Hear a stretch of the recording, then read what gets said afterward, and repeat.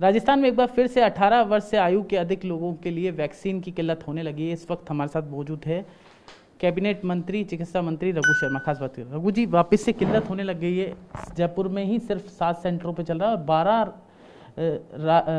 शहर ऐसे हैं आपके जहां पर 18+ की वैक्सीन लगभग खत्म हो चुकी है। वैक्सीन तो 31 को ही ख़त्म हो गई थी इस एज ग्रुप की, क्योंकि हमने सीरम इंस्टीट्यूट को और भारत बायोटेक को एडवांस में पैसा दिया। उसके बावजूद भी उन्हें हमारे को देरी से सप्लाई की, लेकिन जितना हमने एडवांस पेमेंट किया उतना सीरम ने भी दे दिया और उतना भारत बायोटेक ने दे दिया।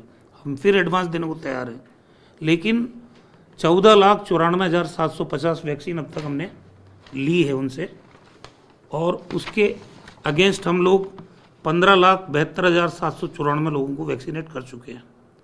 अब जब वैक्सीन ही नहीं है तो फिर वैक्सीनेशन को बंद करना पड़ा हमारे को, जो 18 से 44 साल के एज ग्रुप के लोग हैं। जब वैक्सीन की आपूर्ति होगी हम फिर से शुरू कर देंगे। वैक्सीन दे नहीं रहे, क्या करें?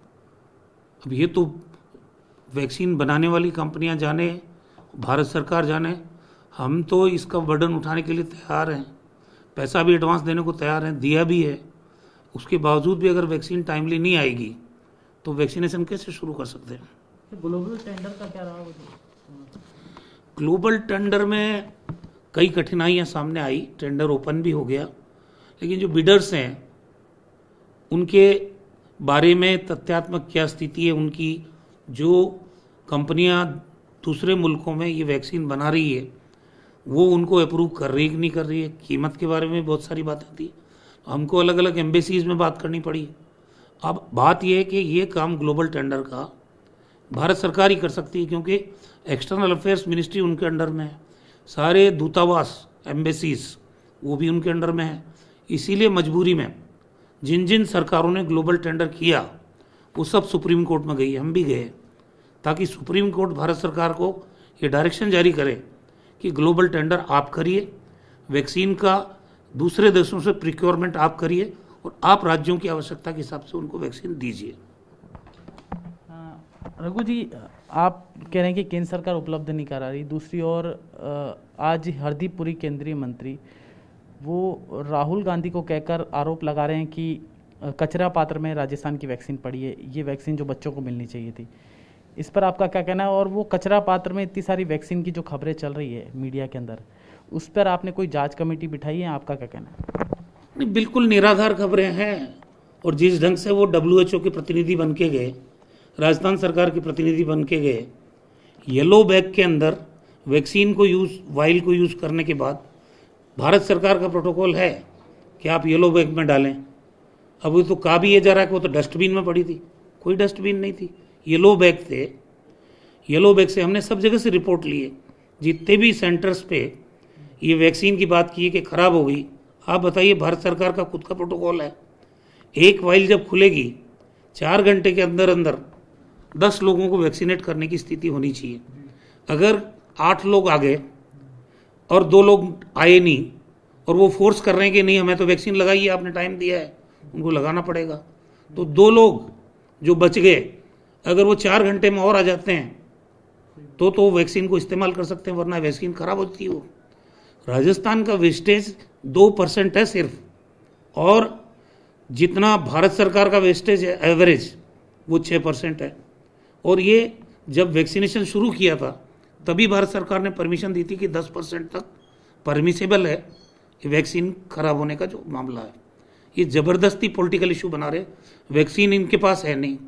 जब हम बार बार मांग कर रहे हैं कि भारत बायोटेक और सीरम इंस्टीट्यूट पूरे देश में इनकी प्रोडक्शन की क्षमता क्या है, उसके बाद ये सप्लाई कितनी दे रहे हैं, 45 साल से ऊपर के लोगों के लिए भारत सरकार को कितनी सप्लाई दे रहे हैं, 18 से 44 के लिए इनके पास कितना सप्लाई के लिए वैक्सीन है और कितनी ये एक्सपोर्ट कर रहे हैं, उसका खुलासा करने के लिए जब कहा तो इस तरह की साजिश होने लग गई। आप बताइए, देश में लगभग 135 करोड़ लोग रहते हैं और उनकी 2 डोज अगर हम कैलकुलेट करें तो 270 करोड़ डोज चाहिए, वेस्टेज इंक्लूड करें 280-85 करोड़ वैक्सीन चाहिए। तो ये वैक्सीन कितने दिनों में, क्योंकि ये टाइम बाउंड होना चाहिए वैक्सीनेशन भी, 3rd वेव की बात हो रही है और प्रकाश जावड़ेकर जी जो भारत सरकार के मंत्री हैं, उन्होंने कह दिया कि 31 दिसंबर तक हम सबको वैक्सीनेट कर देंगे देश के अंदर। तो उसका रोड मैप क्या है, आपके देश का उत्पादन क्या है, यही तो हम जानना चाहते हैं कि भाई आप कह रहे हैं, आपने तो बहुत सारी बातें की।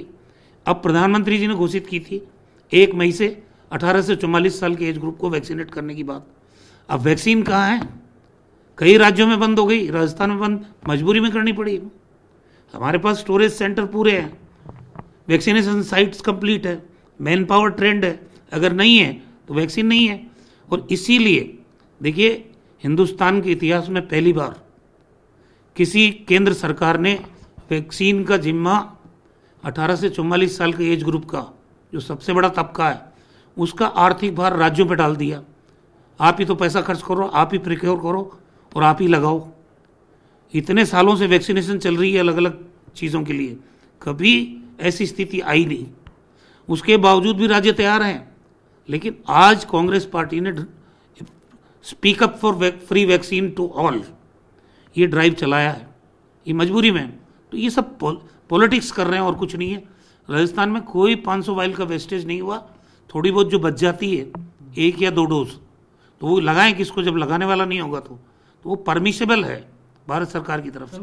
रघु जी, एक सवाल मेरा यह है कि आप लगातार प्रयास कर रहे हैं और कहीं ना कहीं कोरोना डाउन हुआ है जयपुर सहित पूरे प्रदेश में, और आपकी टीम भी लगातार मॉनिटरिंग कर रही थी। आप लोगों ने ऑक्सीजन की भी जो किल्लत थी उसको भी प्रयास दूर करने की कोशिश की, लेकिन उसके बावजूद कल रामगंज में जो तस्वीरें देखने को मिली, 15,000 लोग एक जनाजा में शामिल हो जाते हैं, आपके एमएलए शामिल हो जाते हैं, तो जनता अब सोशल मीडिया पे आप लोगों पे सवाल उठा रही है कि आपके एमएलए इतनी बड़ी संख्या में शामिल हुए, जबकि अंतिम संस्कार में 20 से 25 लोगों की अनुमति है। इस पर आपका क्या कहना है, ये गलत है या सही है? देखिए, जब कानून बना तो सबके लिए बना है, लेकिन हमारे विधायक जी ने ये कहा है कि वो उनको समझाने गए थे वहाँ, वो कोई उनमें शरीक होने नहीं गए थे, और जनप्रतिनिधि होने के नाते समझाइश करने तो जा ही सकते हैं कि आप लोग भीड़ एकत्रित मत करो, अपने अपने घरों में जाओ। अगर ये करना भी जुर्म है, हो सकता है गलत किया, लेकिन उन्होंने गलत नहीं किया। तो एफआईआर दर्ज कर लिया आपकी ही पुलिस ने? ये सब मामला मेरे को अभी पूरी जानकारी में नहीं है क्या हुआ क्या नहीं, लेकिन मैं तो ये मानता हूँ कि अगर हम एसओपी जारी करते हैं, कानून सबके लिए बराबर है और सबके लिए बराबर रहना चाहिए। तो ये थे हमारे साथ रघु शर्मा, चिकित्सा मंत्री, जिन्होंने खास बातचीत की, जिनका साफ तौर पे कहना था कि ब्लैक फंगस को लेकर जो इंजेक्शन की उपलब्धता कम है, 2-3 दिन में वो ठीक हो जाएगी। साथ ही वैक्सीनेशन की समस्या पर इन्होंने केंद्र सरकार पे सवाल खड़ा किए कि केंद्र सरकार हमें वैक्सीन उपलब्ध नहीं करा रही, अगर वैक्सीन उपलब्ध नहीं होगी तो हम वैक्सीनेशन कैसे करा पाएंगे। और राजस्थान वो राज्य है जहाँ पर सबसे ज़्यादा वैक्सीनेशन हुआ है। कैमरा पर्सन शक्ति के साथ जितेश जेठानी, TV9 भारतवर्ष, जयपुर, राजस्थान।